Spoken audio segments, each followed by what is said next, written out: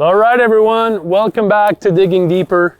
This week, I want to talk about tomato greenhouse and what we do to them to make sure that they really thrive.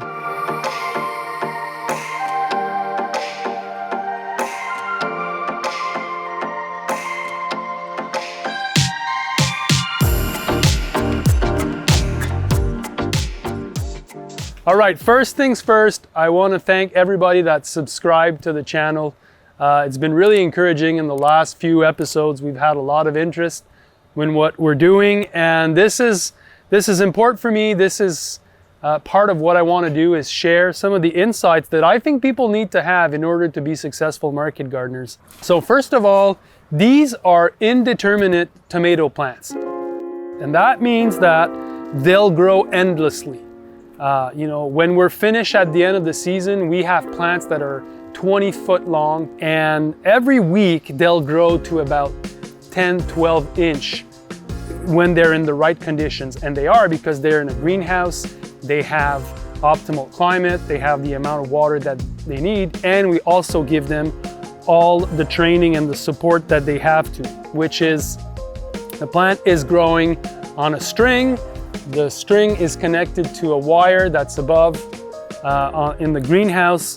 And when the plant starts to grow, at one point it hits the wire, and then we'll lower and lean them and start anew.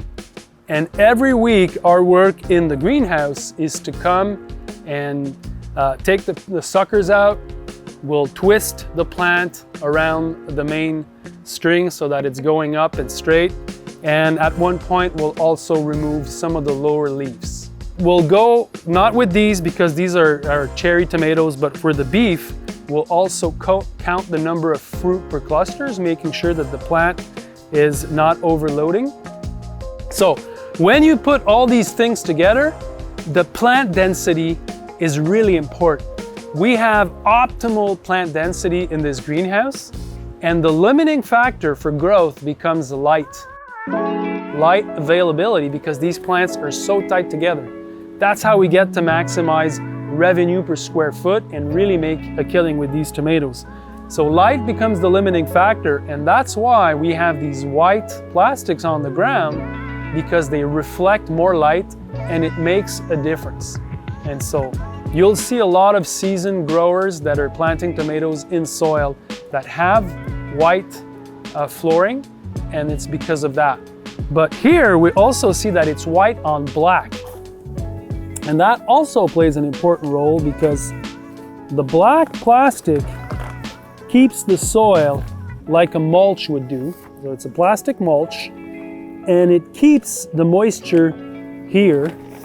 And you'll see there's a lot of life. Because the soil is covered, it creates just a perfect environment for earthworms to thrive, to come up and down, chew the organic matter that we're laying in the ground every second week with the compost that we're putting, with the alfalfa meal that we're putting. And it keeps the drip moist, it keeps the drip protected, but it creates this little micro environment that's really good for all the earthworms and the microbial life that's in the ground. You know, in the forest, if you take all the leaves, you'll see there's a lot of life. Covered soil is healthy soil. And that's why these plastic, they play this double role. We're putting more sun so that we can have optimal density. And as you see in this greenhouse, there's just a lot of production. And we have the black plastic on the other side, which keeps all of our ecology really thriving and really happy, which is important because we're pumping a lot of these tomatoes. So that's it for this week's episode. There's so much more to say and learn from growing greenhouse tomatoes. It's definitely the #1 cash crop at the farm. If you want to learn more, check out the courses that we give in the Market Gardeners Masterclass. There's a lot on tomatoes and greenhouse tomatoes. And don't forget, subscribe to the channel. I appreciate all the comments that you guys share every week. I don't respond to everyone, but I read everyone's comment. And I hope all is well. I hope you guys are growing strong. I am. Jay, I'm out. See you next week.